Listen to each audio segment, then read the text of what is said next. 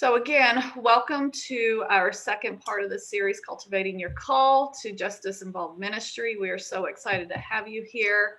Again, continue to put in the chat how you're entering today. And so we're going to just do a quick, about less than 10-minute review from the first session, which is available on the All In Community webinar page, along with the workbook that is similar to the one you received for this session. So this goes back actually to the very beginning of kicking off the Every Second Saturday series in January. And Dr. Mike Davis and I put out there that there's this emerging justice-involved ministry paradigm with what happened last year with COVID, with the racial unrest. There's a lot of awareness and awakening of things, structures and systems have been stressed or have been further broken because of just this tremendous disruption in our cultural understanding, cultural norms of this country. And so we put out this concept that justice-involved ministry expands beyond a particular place or person for ministry to a comprehensive approach for justice-focused ministry. And what that means is that folks that are involved in the criminal justice system basically came from a community, right? Nobody landed in prison from out of a vacuum. So community bookends the justice involvement experience. And so we have to look at this continuum of care from community all the way through back into community. And so part of the characteristics of this emerging paradigm from person or place to comprehensive community approach is that it's very complex. There's a lot of complexity. And one of the great things about working in complexity is that there are new and emerging ideas and opportunities that come out of that oftentimes. I remember studying chaos theory, and that there's a certain order to chaos. When you really dig down and look at how chaos operates and how it forms and transforms, there is a certain order to it, but it's highly complex. And so we have to be able to navigate complexity. And one of the best ways we can do that is by understanding ourselves. And so last month we looked at understanding ourselves and how we look at complexity, how we see things, perspectives we have, those kind of things, and I'll go into that a little bit more. But that is one of the characteristics that we have to grapple with in this particular space. And I would highly recommend this book, Until We Reckon, by Danielle Sarid. She's a restorative practitioner out of New York. She runs a one-of-a-kind diversion program for violent offenders in New York City, so that they never enter into the justice system, but they enter into this restorative justice program there in New York City. And so one of the things she talks about is that this is fundamentally the work of culture change. And that's why we are talking about cultural competency, because we are in effect trying to, one of the opportunities we have in this paradigm is to truly change culture and make it healthier and better, and even move toward prevention of justice involvement. But that requires new ways of thinking and acting with one another, and how we act with one another starts with ourselves, and being able to navigate this complexity. So things that we talked about last month were defining cultural competency and why it's important for this area of ministry. Identifying barriers such as a worldview and unconscious bias that may impact our ability for healing with justice-involved individuals. And then we had several takeaways. And in your workbook, there were several things that tools we gave you to develop greater self-awareness around just yourself as far as related to this, but also to just individuals in general. We define culture, it's visible and it's hidden at the same time. The catch for most of us is about 10% of it is visible, and about 90% of it is invisible. And those are the things and the systems when it comes to justice involvement. That's, the racism, the systems of oppression, structures of exclusion, institutional expectations.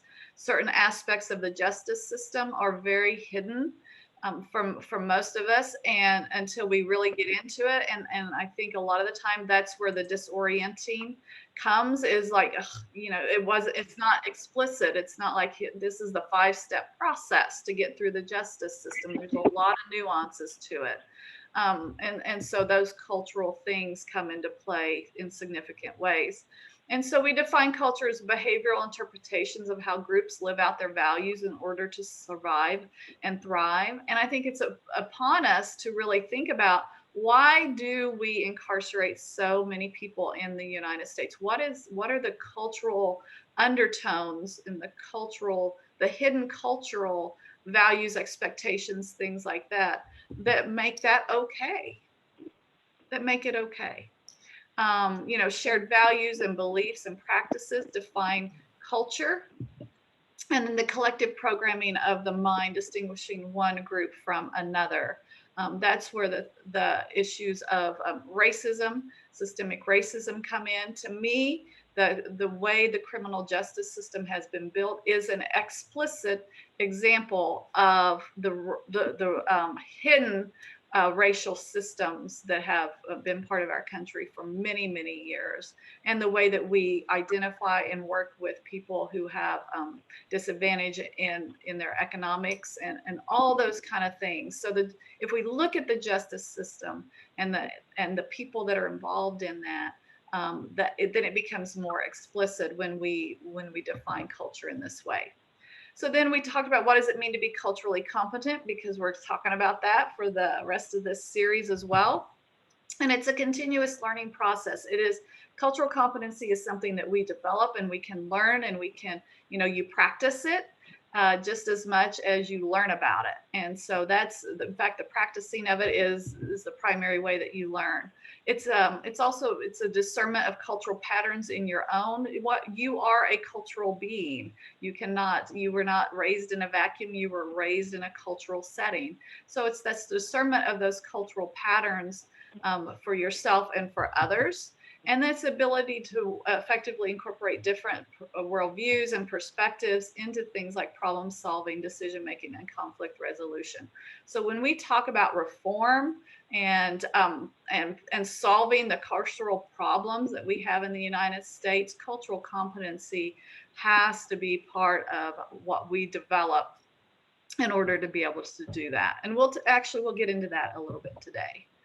And so why is it important for us to be culturally competent as folks that are working with justice involved individuals, or wanting to ally or bring in allies, bring in supporters to be supportive of our justice involved individuals? Because it increases our ability to navigate the complexity of this paradigm of what we're going through right now in our country, and increasingly have been going through for so long.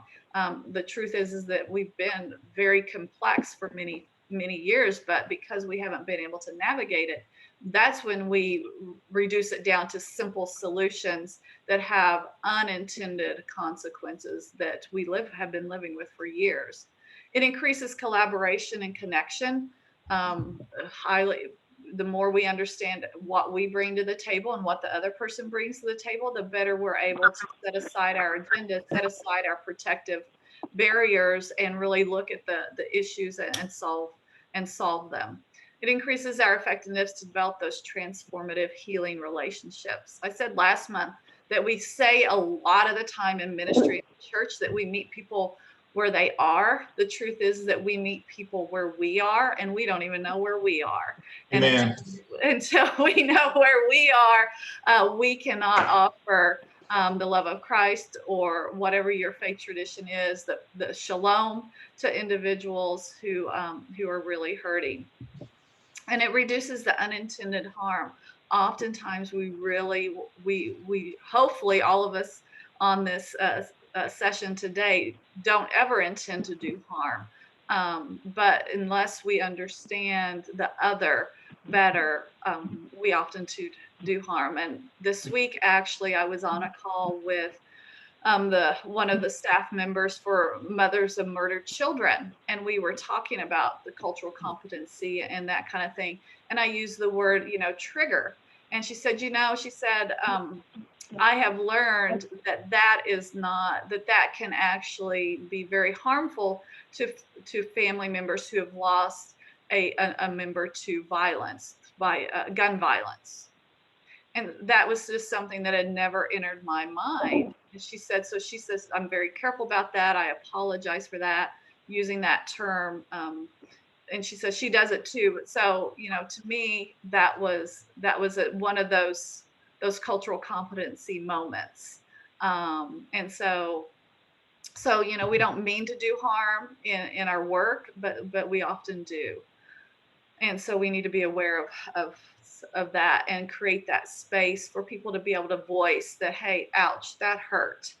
Okay, I'm sorry. Let me understand that so I can do better, right? We're here to not be right, but to get it right. And then it facilitates seeing what justice is from another's perspective. For many of us, we have been told what justice is, and we've been told that it is the criminal justice system, yet the lived experience doesn't say that, right? So, what does justice mean for victims of crime? What does justice mean for those who have perpetuated crime? So, so that's really critical for us to get to that. So how do we develop cultural competency? It starts with self-understanding, which is where we were last month, and it goes to other understanding, which is where we're going this month, and then next month into bridging skills. So it's a 3-step process, and it certainly is not linear. We can be doing all of these at the same time, but it really comes down to, the renewal of the mind. I was looking at scripture today, and, I think it was Paul, and I know I have a lot of pastors on this call, but I believe it was Paul that talked about the renewing of the mind as is critical to stepping into kingdom culture, right? But then I came upon a passage in 1 Peter where he kind of talks with the Gentiles, and he talks about prepare your mind for action. And so developing cultural competency is preparing your mind for action and for self-control and those kind of things. So, so we also talked about, identities and, why cultural competency, because we are cultural beings. And so what does that look like? What does that mean? And that we all have identities, right? And our identities are intersectional and they are complex. That's why, we can navigate complexity much better when we understand ourselves as complex human beings, and that's what we bring into any kind of engagement we have. And then we talked about how we can understand our social identity based on these buckets of cultural influence. And we're going to dig into this a little bit more and understanding justice involved individuals and perhaps how their interaction with institutions and organizations and identity groups may be different from those of us who've never had that walk or had that journey. But it's critical that we kind of look at that and how we can interact with people from different cultural experiences than us, and seeing these different buckets as ways of as seeing past actions and current behaviors to the self and the identity of the person. And that worldview is incredibly important. And all these things shape our worldview of attitudes, behaviors, because it's how we see the world, how we form opinions, and how we judge others. We often judge people from our own perspective, right? And we can be very quick to do that, and we don't want to be very quick. The other thing is we talked about unconscious bias and defined what that is and how that actually perpetuates harm, not only in ourselves, but in our interactions with others. And we're going to unpack that a little bit more. We gave 3 different types of bias to start with: confirmation bias, which confirms and ignores information, confirms certain information, ignores others. Bias is how our brain is wired to make sense of the world. We all have it. And we talked about last month we think that most of our behaviors that we control consciously, most of our behaviors and our thoughts and things like that. But research in brain research science has shown that about 90% of our behaviors and our beliefs and those kind of things are unconscious. They're like a tape player that our mind has thin sliced out information because we are bombarded with so much of it that it again, it's how we form it and understand the world. And so, you know, we can't really control a lot of what comes into our minds. We can to some extent. You know, we can get off Facebook. We can, you know, purposely read things that are not of our own perspectives and those kind of things. But if we're not aware that all of this is happening in our brains, then we have we're pretty much powerless to figure out how to change it. So we can't unsee how we experience the world, but we can reinterpret what is seen, right? And we can question as things pop up, like, is that really true? So we talked about different, you know, ways to manage and reduce our unconscious bias. And again, this is all in the first session workbook and those kind of things. And then we talked about this approach, the 4E approach to cultural competency, and we'll circle back around to this today. So those of you who were on last month's session, just put in the group chat, what have you learned about yourself since we last met? If you could just share a few things that maybe what you learned about yourself, if you did some of the tools in the workbook, what revealed to yourself? What was revealed about yourself to yourself in doing those kind of things? So I invite you to share that in the group chat now. And we'll just take just a minute for you to type in your response. And if somebody has like a big aha that they would like to share, feel free to unmute and just take, you know, 10 seconds to talk about an aha you had about yourself. And if not, that's okay. Dave, Eileen, anything to add while people are kind of formulating? Well, I think that one of the things that I learned last time that I've tried to put in place is that I don't have to, as an individual with my limited brain, figure all of this out. There's people much smarter than I that have put down a roadmap that I can read, and that helps me to move towards where I want to go, which is non-judgmental and accepting, and have a worldview that's different than my current view. So that was very helpful to me. And I would go back and look at the charts, as complex as they are, but somebody's figured this out. So if we just read it and we study it and we incorporate it in what we do every day, we're better people for it. That's great. Yeah, the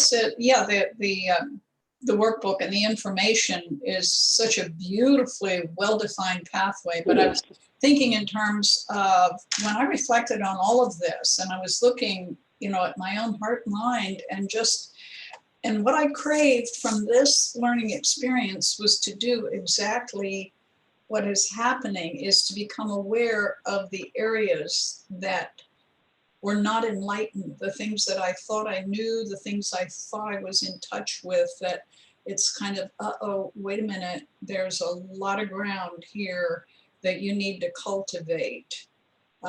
Your experience here is not yet complete, if it will ever be, because learning is lifelong. But yeah, to be aware of how much you don't know. That's great. Thank you both for sharing.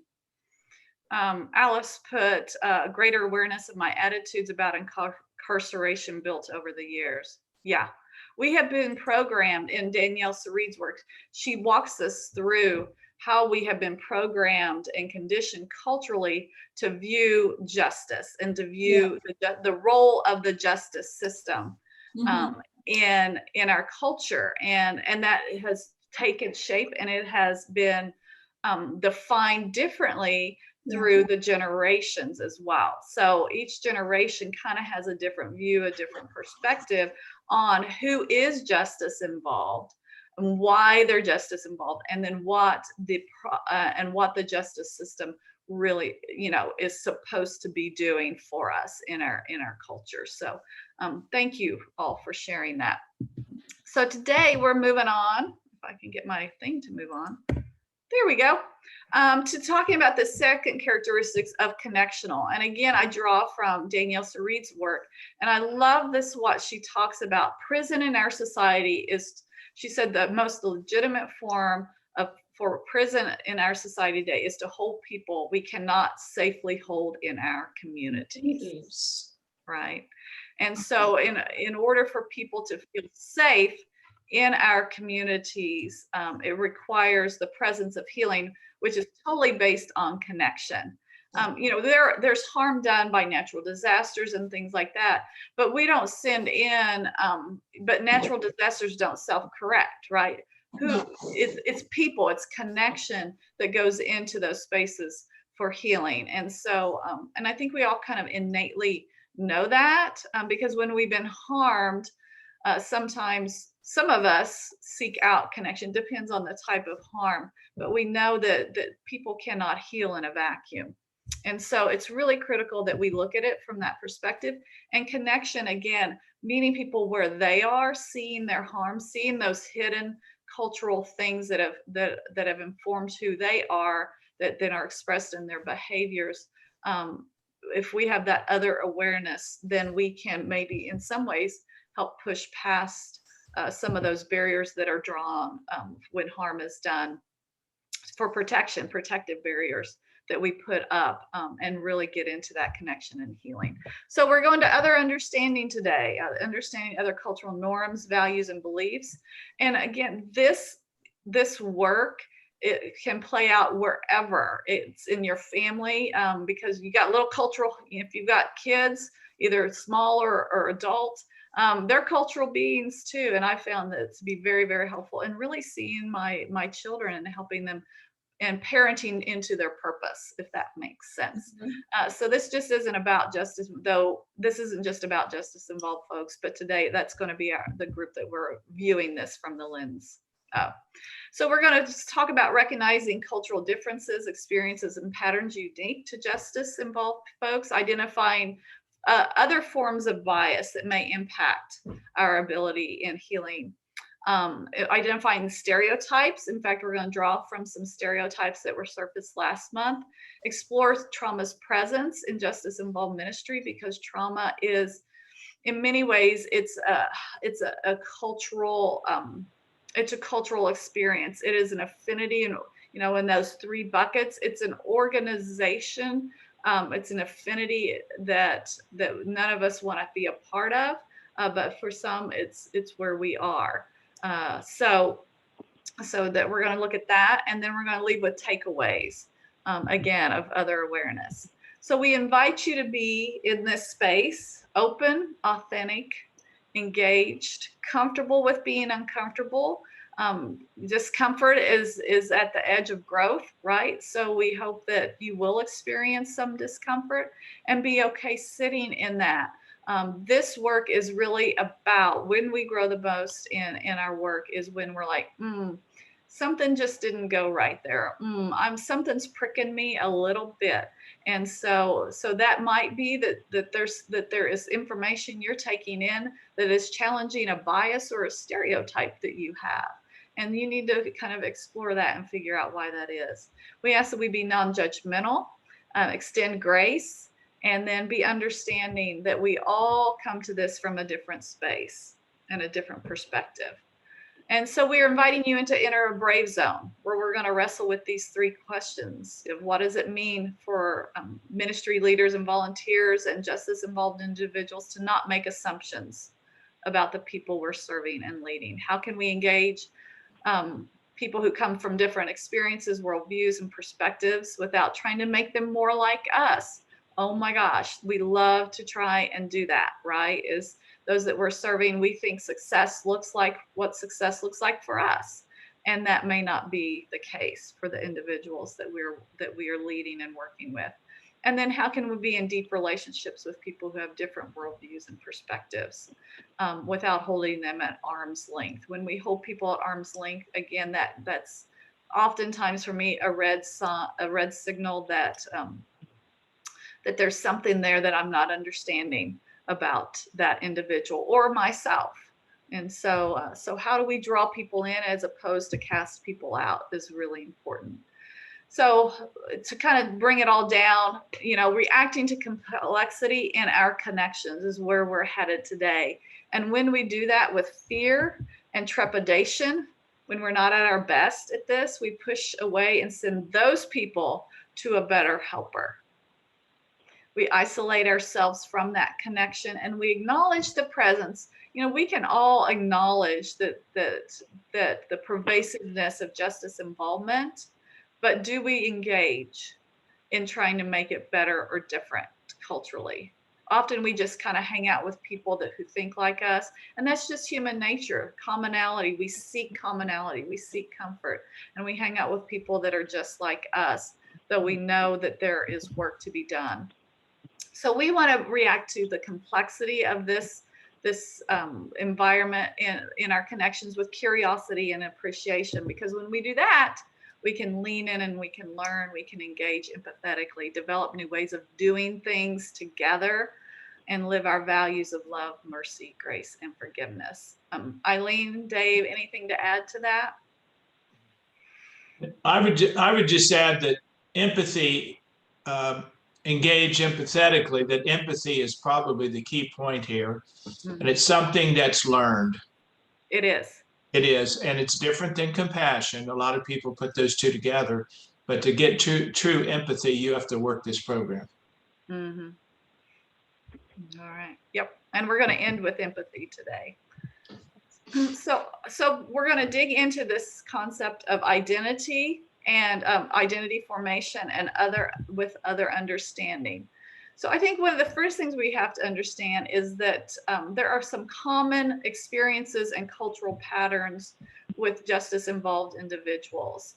You know, research shows that the 4 drivers for violence are shame, isolation, exposure to violence, inability to meet one's economic needs.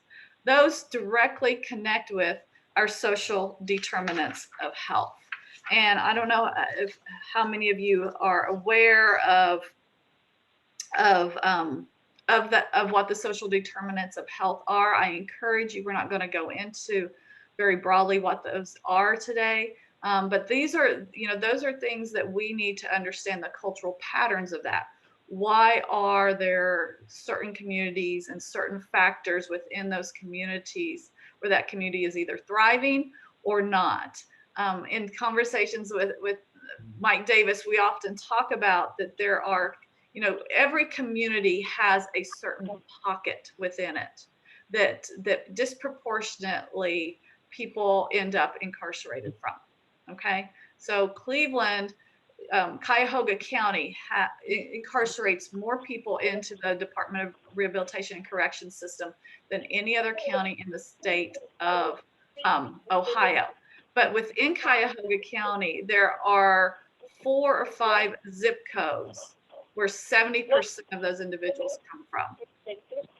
And so that is where the social determinants of health, we need to understand what is happening culturally, what are the experiences within each one of these little circles that are perpetuating justice involvement.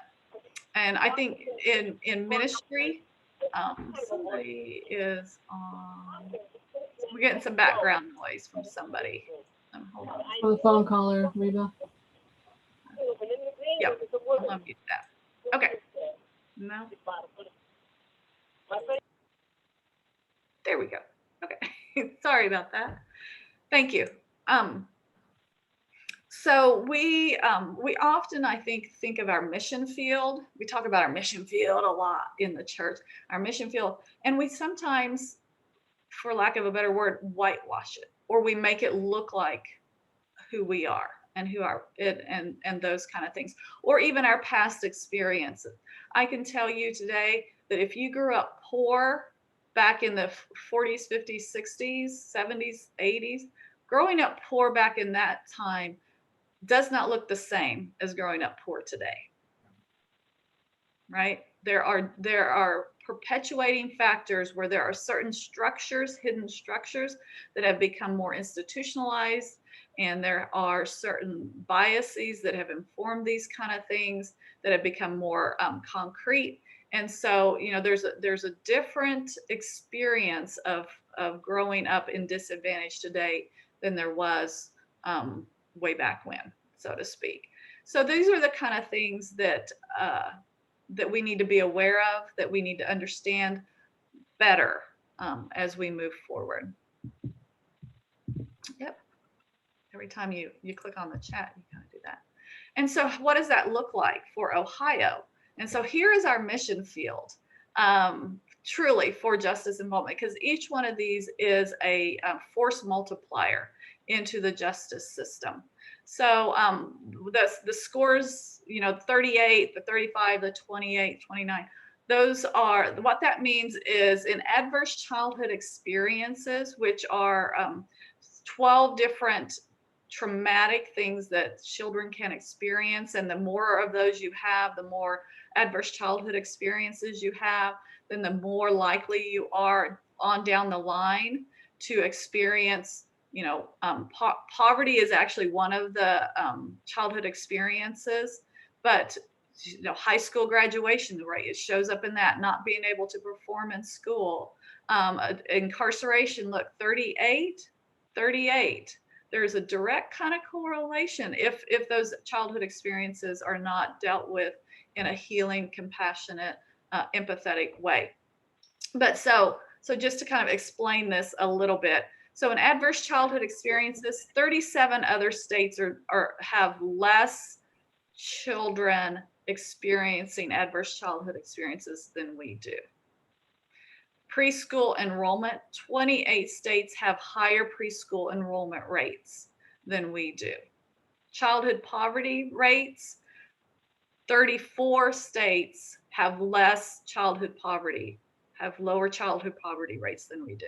So numbers kind of get me confused because I'm not a numbers person. So you see where I'm going with that? These are certain elements of culture that our justice involved individuals come to us with. All right.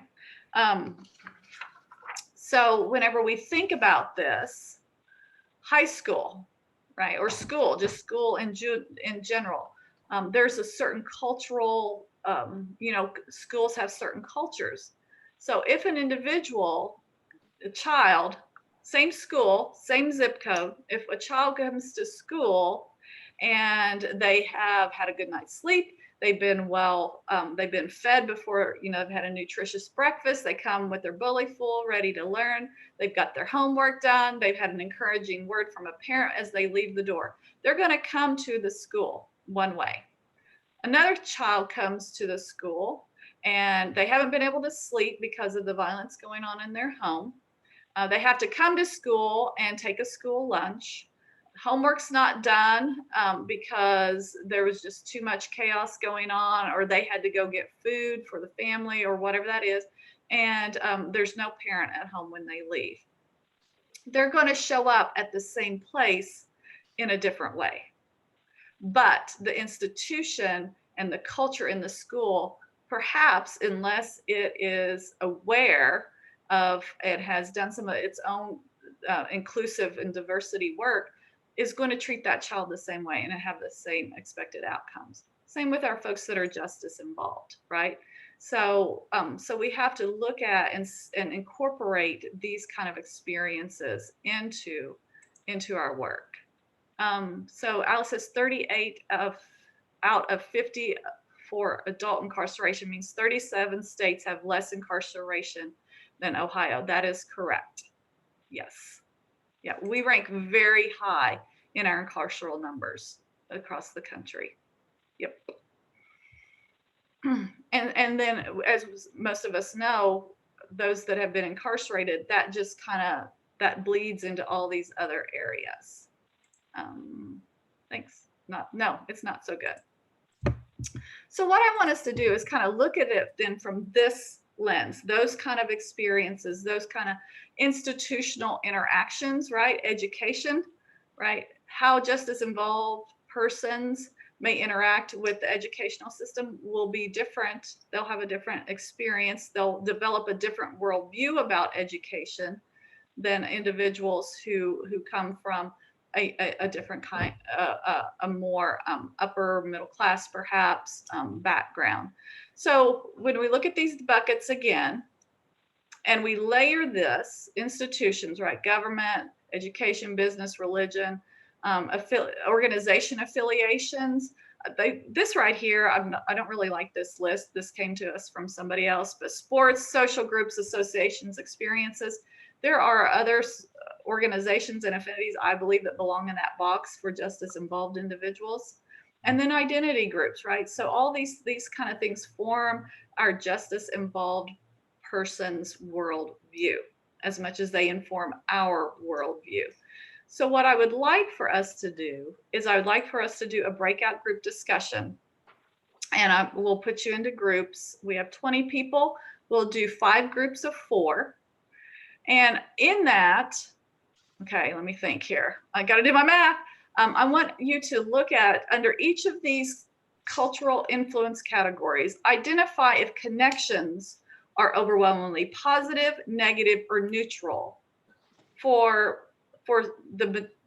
justice-involved individuals. And I don't want to stereotype justice-involved individuals, but those people that you know. Let's just start with the people that you know. Education. Do you think that they are positive or negative? The education experience of the person you know that has been justice involved. Government, which includes the Department of Rehabilitation and Correction, right? Organizations and affinity groups. Are there some organizations or affinity groups that are not listed here? Would love to know what those are, that you think those are. And then identity groups. How does race and ethnicity, generational things, regional things, and gender play into the worldview of justice-involved individuals? So I'm going to break us up. We have 5 groups of 4. No, how about, 5. Let's do 6. Let's do 6 groups of whatever that turns out to be. It's an odd number. Some of you will have 3, some of you will have 4. 6 groups, and I want groups 1 and 2 to answer this question from the institutional perspective. Groups 3 and 4 from organizations and affinities, and groups 5 and 6 from identity groups. Does that make sense? So answer the question. Group 1 and 2 is going to answer the question for institutions. Groups 3 and 4 for organizations and affinities, and groups 5 and 6 for identity groups. Is that okay? Dave and Eileen, is that making some sense? Yes. Okay. Whew. Complicated, I know. Complex. It's complex. Hit the button. Bam. Bam. Okay. Creating 6 groups. I'm going to assign people automatically, and you will be accepted into groups. So, and I will join group room 6. Okay. So I'm going to open the rooms, and you'll be invited to join.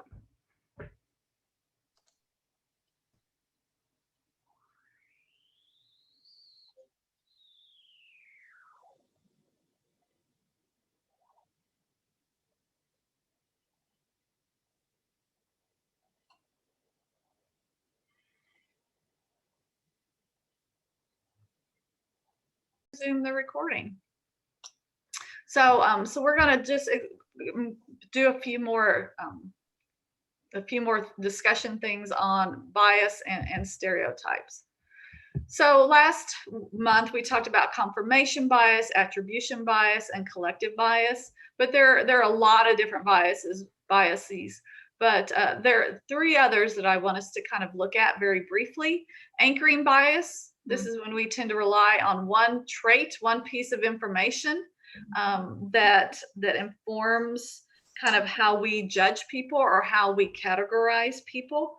Anchoring bias, he's from that family or that part of town, right? So if we meet somebody and we're like, ooh, you're from, ooh, you know, that automatically sets a tone for that interaction. That automatically informs how we might see that person or not really see that person. Absolutely. Right? Yes. And we do that all the time. I mean, because it's how we make sense. In some ways, that's how we try and find commonality. But if it's different and we have these other biases at play, then we become pretty judgmental very quickly with that. And then blind spot bias, we tend to, you know, we can recognize other people's bias, but shining the mirror on ourselves. My own, my own is really hard. And what that does is that reinforces all the others in many ways. Again, it's kind of when we think about the renewing of the mind. And then bandwagon bias, we're more likely to adopt those beliefs when it's generally accepted by a group or a powerful, influential person. You know, all immigrants are illegal. Right. Yeah. Was one of the things that we've has entered our cultural understanding a little more than usual lately. And so, you know, whenever we hear and see things, it's really important, particularly when we read things or watch them on the news, to say, what are the biases at play here? And right. Yeah. So any other thoughts on those? Well, and the uncomfortable piece about this is we really don't want to sit around and talk about it. No. Yeah. Because I'm sitting here thinking about the blind spot biases I have in my mind. I know they're there. I've at least identified them. And when it comes up, I try to deal with it as best I can. But some of those things, I don't really feel comfortable talking about to other people that know me. And we need to find a way to do that. Yeah. Because otherwise it's never gonna, we need to be more connectional. Yes. And open and less judgmental about each other, because everybody has these things. Oh yeah. Yeah. I mean, I'm going to agree wholeheartedly. I mean, I still have the ones that I still have. And I'm sorry I have them, but I know what they do to how I judge the people. Mine happen not to revolve around skin color.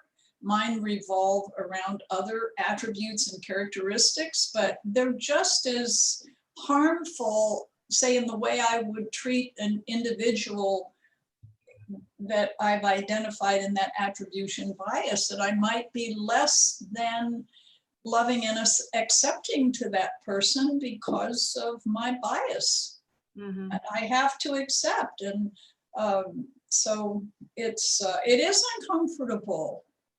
It's very uncomfortable. And the fact that we all hold them, right?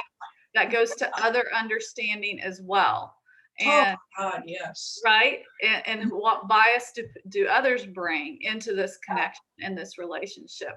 And until we can, as Dave said, find ways to surface those, then we're never going to get to equitable solutions. No. On things. And we're never going to change structures and systems that are built on these bias. Right. They are like sins to confess so that they can be forgiven. If I can express it and you can say, we forgive you, go say 3 Hail Marys and do it. Anyway, I'm sorry, I grew up in the Catholic faith. But anyway, so there was a certain psychological release when you could go and confess your so-called sins to the priest and you get forgiven. But as we go before the throne of God, we can do the same thing, but we can't do it with one another.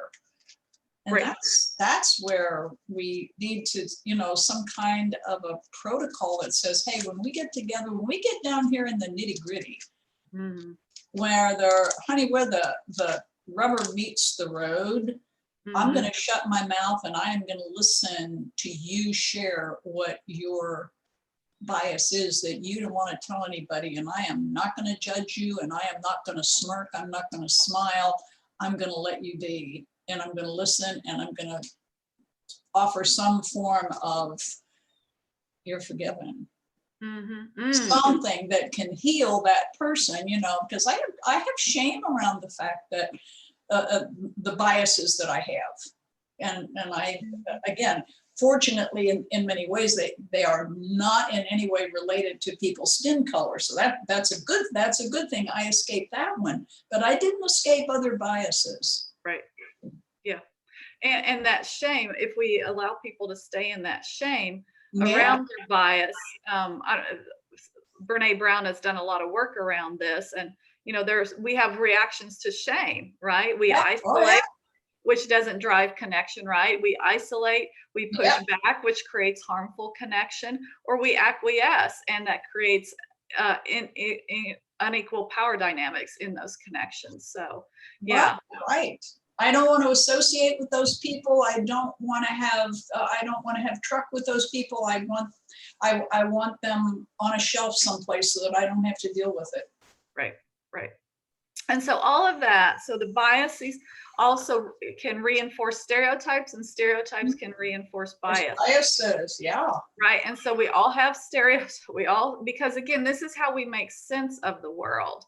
And 90% of it we don't control. So just, there are differences though between stereotypes and cultural patterns. And I think that's really important we make that distinction, because stereotypes are where judgment sits. Yes.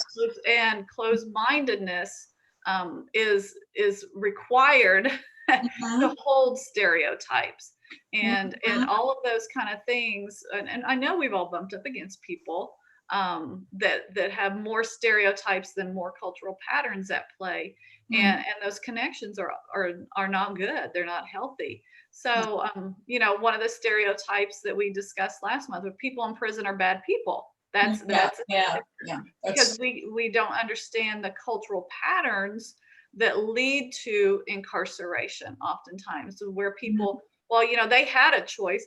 Yeah, but their choice wasn't quite the same as your choice, right? And so, there is that accountability for choice, but at the same time, understanding why that choice was made is critical to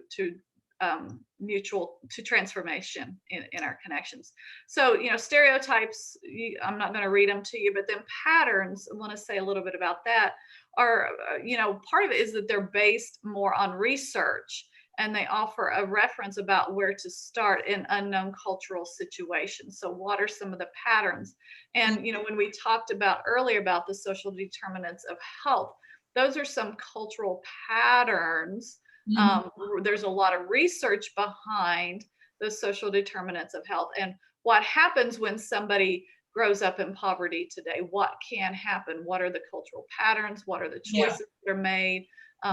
Those kind of things. The drivers for violence, right? If people experience this pattern of violence, then the choices look differently for folks. It becomes acceptable. Yeah.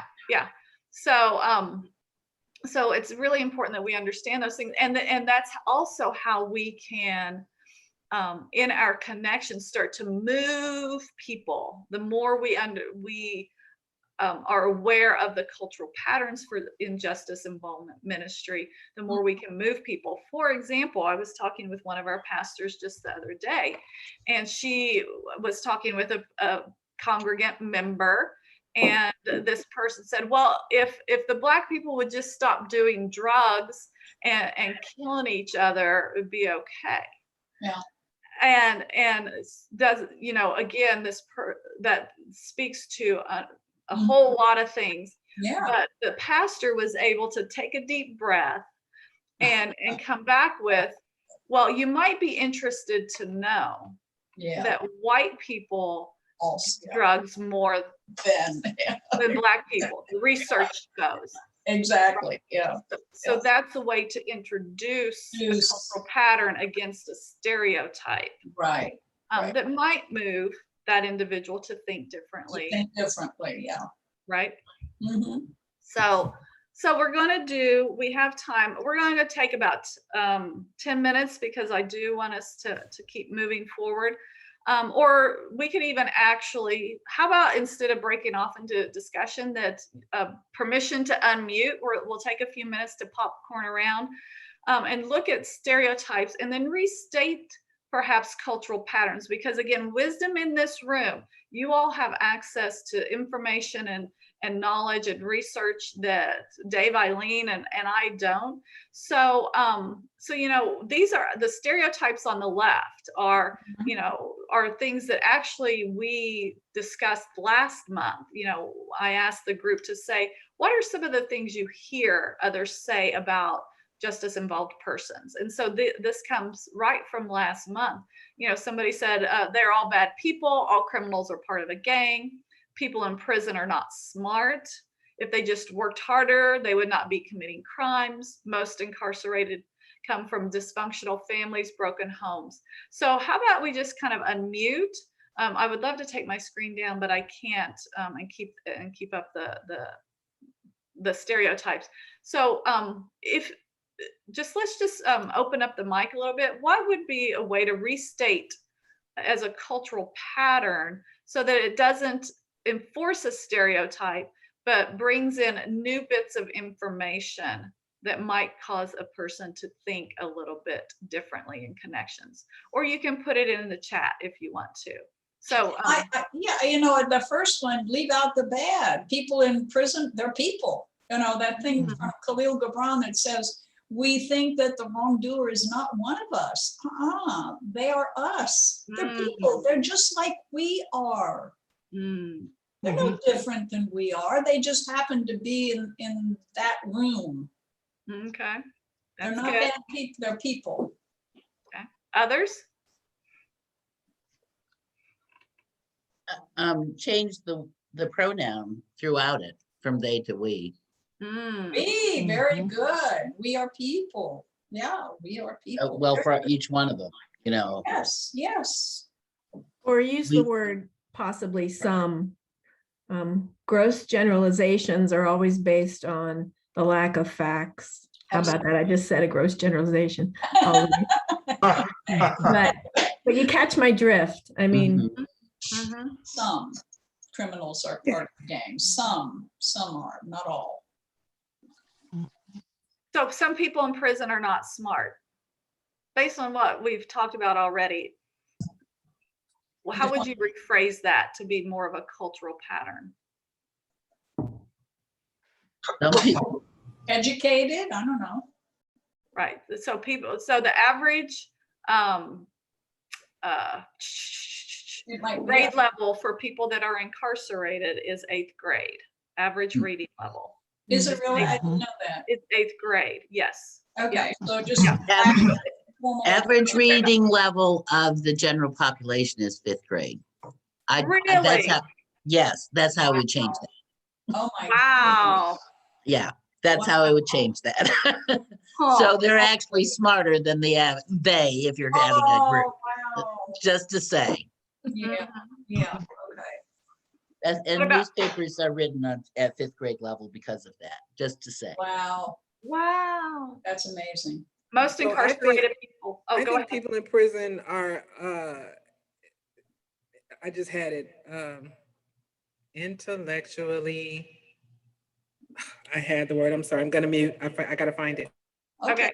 Come back and share. Most incarcerated. Intellectually creative. They are Oh, creative, very creative, Yeah, I like that. yeah. Thank you. very creative. Yes. I always tell prisoners, you are not what you did. Right, What you did is not who you are. that's right. So let's go back to find out the real you, Who you are, yeah. who you are. And I you're a think child, and you go to scripture and you're a child of God, Right. made in the image of his son, Jesus. So you're pretty good company right there. Yeah, when I meet people in prison, I find that they are intellectually creative. There you go. They are not smart, They're not smart. Very but what they're told is they're not smart because of the conviction, which right. is a conviction, not a statement of guilt or innocence. So It's an opinion. I think it takes a brilliant mind to navigate prison life. I think it takes a brilliant mind to navigate a justice involved life. So number 3 is resonating with me right now. And that's how I would restate the cultural pattern. I like that. That's helpful. Yeah.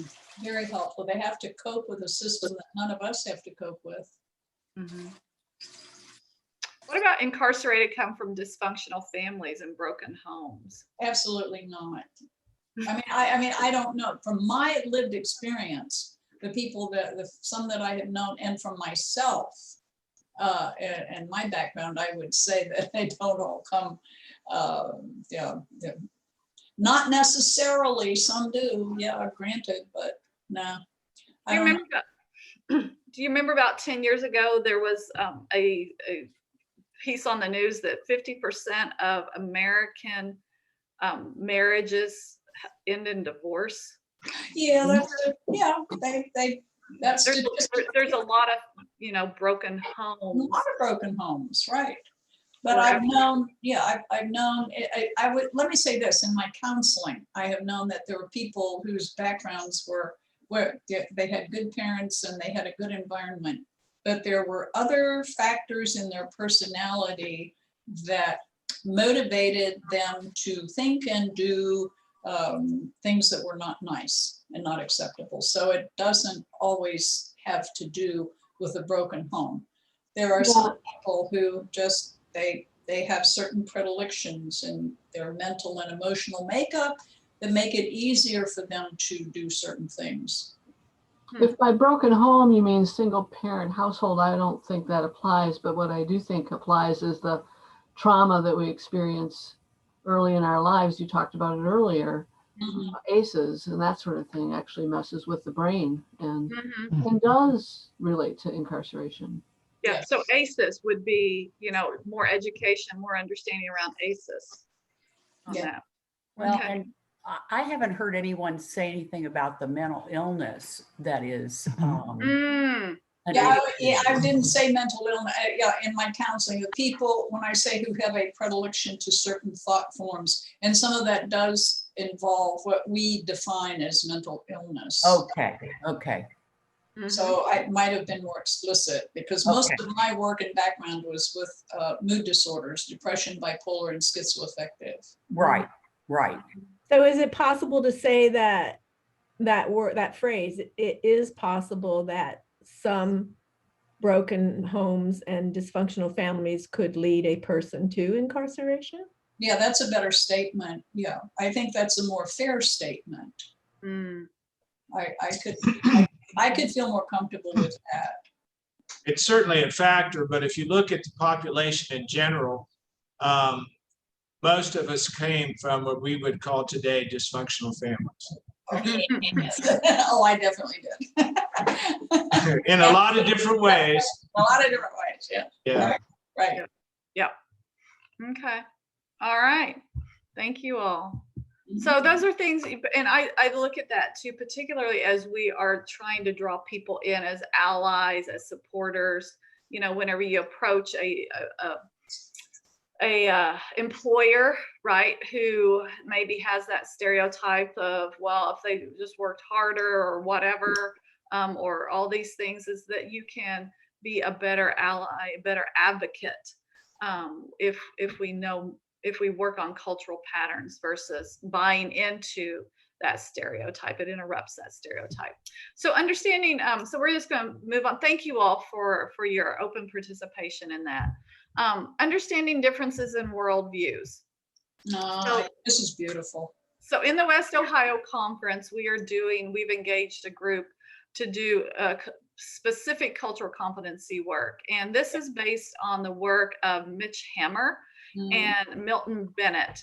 And so we use what's called the Intercultural Development Inventory as an assessment for where we are in worldview. And we do this work with diversity and inclusion. And so the Intercultural Development Inventory is a valid, I'm reading my notes because I'm not real good at scientific language, but it's a valid, reliable assessment of intercultural competence. It has been developed and tested using rigorous, cross-culturally valid psychometric protocols with over with probably around 300,000 respondents from a wide range of cultural groups and countries. And it's been translated into several languages using rigorous back translation protocols. So what that basically means is that I know a lot of us take a lot of different assessments, and we can like dismiss them if we don't like the results, or if we don't think it truly, is reflective of who we think we are, right? Yeah. In our own self-awareness. But the IDI and the spectrum has been validated forwards and backwards across a whole lot of different cultures. And so they've been able to kind of figure out that as human beings, we often fall within one of 5 cultural worldviews. But the good thing is again, cultural competency is developmental, and we can move through these and become adaptive, which is really where we want to go. Or when we talk about in relation to connection, we can be transformed and we can be transformative as we move along the spectrum. So, and I'm going to show you another slide, and we'll dig into this more, because part of the bridging skills next session is going to focus on how do we work through this spectrum. And I would just say, Reba, that in this wonderful, whatever the word is, Model. Most people are at the misses the difference part. Mm-hmm. You see, most people are, and this is the difference. And you come up with any situation, and there are people that go, well, I just don't agree. What comes to mind is African American people are more targeted by police for police violence than Caucasians. So there's 100 of them. Just throw that in there, and you start with. I don't think so. So they miss the difference, and they're not going to go forward. Right. So and also, and I know we're coming back to it, but when you get to the end there, and you deeply comprehend the difference because you've adapted and you've grown, then you have to take your acceptance and not keep it for yourself, but you have to try to adapt to the other people that you deal with. That's right. Yeah, take it and share it. Right. And adaptation perspective is where innovation rests. Okay. So if we want to be solutions based, we have to be much more inclusive and hold equitably commonalities and the differences that we have.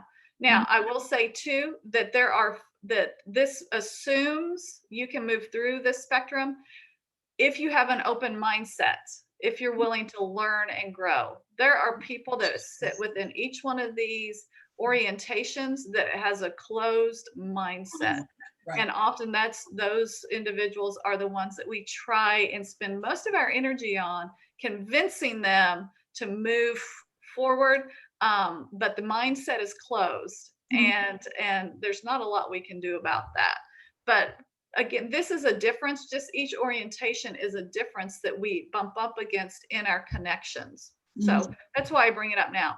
But here's kind of another way of explaining them. And this is how we react to different cultural perspectives and experiences, those that are different than our own. So as Dave said, some people are just in denial. They avoid acknowledging issues, problems, or facts that support that worldview, disinterested in people that are different than them. And kind of a base level thinking, they just deny that any other kind of food isn't American born and made. I mean, in their version of America, they don't acknowledge that different cultures have different food tendencies. Polarization is, I think we've experienced a lot of that over the last couple of years, us versus them. And within polarization, there are individuals with the worldview or the orientation of our culture is better than their culture. See, we're getting it right. We're doing it right. Blah, blah, blah, blah. But then there are also those that say our culture is not good. And we need to be more like the other culture. And I will say oftentimes those that hold the majority or the dominant culture is us versus them in this orientation. Those that are of the minority culture, oftentimes they are better than us because the majority culture is saying you're not as good as we are. And when we start to buy into that mindset, also, if we're strong advocates, sometimes we can get into criticizing our culture and actually polarizing our culture and moving it away from where we really want to go, which is more inclusivity. Yeah. Minimization are those individuals that are colorblind. I treat everyone the same. There's no difference. As Dave said, it's the denial or the non-recognition of difference, and that difference makes a difference in our connections, that we don't all experience the same geographical community the same way. And so, and most of us fall within minimization according to this assessment. And then there's that acceptance that there is an understanding of my culture and other cultures, that you and I are cultural beings and we have had different experiences, and we recognize that in this work, and recognize even it's the role that we play, right? We can all be, say, educators, right? And we may all be teaching 5th grade, but because of my identity and how I grew up and how I was taught and all those things, I'm going to teach differently than you do. It's not good or bad. It's just different. Yeah. All right. And in that, we're also very curious and non-judgmental. So going through these spectrums, reflection and curiosity are your friends. And then adaptation is, and so in acceptance, we can get frustrated because we recognize we have commonalities there. We recognize that we have differences, and those are important, but we don't know quite what to do with that space. And then adaptation is ability to bridge across those differences and a capacity for greater empathy and take action that value and engage and respect the differences. And so in this research and in the assessments that the Intercultural Development Inventory has produced over the years, the percentages, there's a huge bell curve. So when we are in connection and engagement with other people, about 2.4% of the time, you're going to bump up against people that are in denial or adaptation. 13.5% of us sit in polarization or acceptance in our orientation. 68% of us are in minimization. And when we think about education, for example, some of our structures and those kind of things, we educate toward minimization in so many ways. We talk about being fair as opposed to being equitable. We talk about being tolerant as opposed to being inclusive. Yeah. Right? So we think we're not, that we don't discriminate against people of color because we've treated them fairly. We've treated them just as I would treat somebody else, and those things. But at the end of the day, we're not being equitable if we don't recognize that there's some difference. That we're treating them like we would be treated, want to be treated, not as they want to be treated in minimization. So a lot of us sit in that space. Reba, I would just add that the beauty of these trainings are that most of all of you, the majority of you, maybe all, have at least 1 or 2 feet in the acceptance piece. Don't you? I'd like to think that. Yeah, well, we've all thought about it, and we spent 2 hours of a beautiful Saturday morning talking about it, trying to be better people as leaders. And the beauty of this is, in the next one, we get to learn how to go there. Take what we know and go there. And that's not as easy as it looks. It is not as easy as it looks. So that's kind of, so those are things, and as Dave said, I didn't really do a breakout session or a group chat on that because we're going to really dig into that a little bit more, a whole lot more next session. But just start to be aware of, in our other understanding, that we all have an orientation and a worldview that is along that spectrum. And so I encourage you to kind of think about that this coming month, about maybe where you think you set. And again, there's an assessment. We've got cultural coaches. If you ever want to do one, I'd be happy to set one up for you. I think they're like $25. But we're using them in our conference for a variety of ways to move us toward greater inclusion as a congregation, as a denomination. So the last thing is very quickly, which we'll spend more time on as well, is living with trauma. And I'm from the folks on the call, I know that many of you are aware of the presence of trauma in the lives of folks that have been justice involved.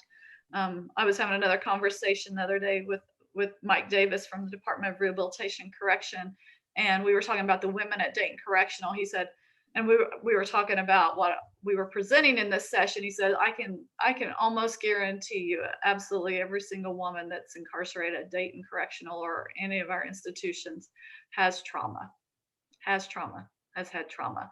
So just to define it, what it is in this context, emotional wound caused by one or a series of multiple events that may cause lasting negative effects on a person. And the key to me for trauma is it's an emotional wound. So it's not explicit, right? When we talk about culture, 10%, 90%, there's culture in this trauma as people experience trauma. And it is hidden until it comes out in a behavior. And then if we don't have that understanding that what's driving that behavior could be from trauma, then we judge it, right, in a lot of ways. So when we also talk about cultural patterns, understanding the impact of trauma helps us to be better advocates and allies and bring others into supporting justice-involved individuals and help them reframe a behavior that maybe they have judged or a stereotype that they have held simply because they were unaware of the impact that trauma has on individuals. And I'm not going to read through all of these, and they're in your workbook, but it's just something that we'll talk a little bit more about, or a lot more about. Yes. Reba, can I just insert something that Ma'am. with people who don't have good verbal skills, which can come from any number of things, they enact or have behaviors that replace what they should have been able to talk about, but never either had a chance or a means to do that. Right. So if we look at a behavior as a communication mode or modality, then we're beginning to look at the whys behind that, and we're beginning to see how we can address the trauma. That's it. Wow. Thank you. That's a reality. And actually, Pastor Ruth is going to be co-facilitating a two-part session on trauma in justice-involved ministry and just trauma in general later on in July, August. Is that right? Yeah, July and August. So some of this a lot of this is going to get unpacked even more. Unpacked. That's not even a word. Unpacked even more. So in kind of a group chat, if we could, we're coming up on time. Yeah, we have about 3 more minutes. But, if you have worked in this space, what are some key strategies for acknowledging trauma that you have been able to use? And again, this is a co-learning environment. If you could just put those in the chat, what are some key strategies? And then how can we apply those in our ministry with justice-involved individuals? If you've done that, just share with the rest of the group at this time. I want to leave a few minutes for discussion, and we'll pick this back up. So we're not going to get into this today. We'll pick it back up next month. And so just the key takeaways for today is recognizing that differences in worldviews and cultural patterns and experiences important to other understanding. listen without judgment. There's some great things here in the group chat about trauma. Stereotypes and biases are how we make sense of the world and each other. Stereotypes and unchecked assumptions, which is, is one example or one expression of stereotypes, are hurtful, and cultural patterns are helpful. Stereotypes and biases impede authentic connection with our others and our ability to meet them where they are. And then trauma is a common experience. And then developing a better understanding of the other helps us react to complex relationships with compassion and empathy instead of fear and trepidation. And then within your workbook are, several things to do. These are all in your workbook. I'm not going to go over them.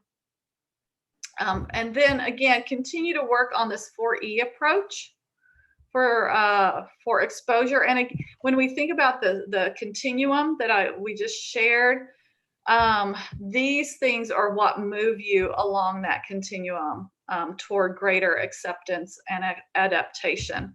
And curiosity and reflections are your friend with these. And here are some of the ways you can do that. Listening circles. Every fourth Saturday of the month, we have a listening circle where you can practice your empathy muscle. So we encourage you to do that.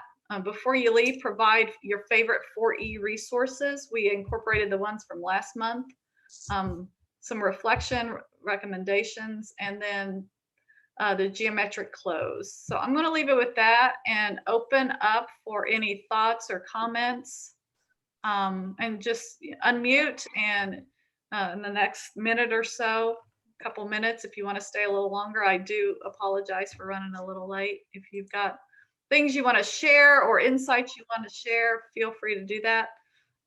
Before you all leave, though, I do want to launch one final poll. We've got to figure out how to do that. Stop sharing results. All right. And so as I launch this final poll, thoughts, ideas, ahas, whatever you may have for today. Anyone? Dave, Eileen? I just think it's just so healthy that even on Zoom that we get together and we talk and connect and talk about examples and reflect on our life. Are you all reflecting on your life, how you were affected by these things? I know I am. Yeah. And so that's incredibly useful to us as people. And Reba, I'm always amazed when you can take a topic and get through it in a 2-hour period, because I'd be like 1/3 through and everybody would be going like, I want to go home. Yeah. But so thanks so much for all you do for West Ohio Conference. Thank you all for stepping into the space and engaging. I love it.